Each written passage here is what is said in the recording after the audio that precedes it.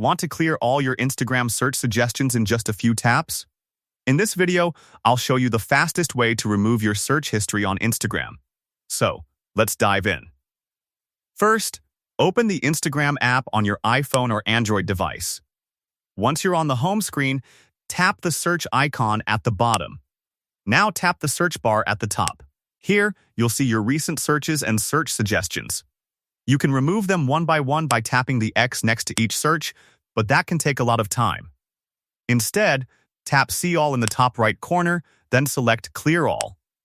If a confirmation message appears, tap Clear All again, and your recent searches will be removed instantly.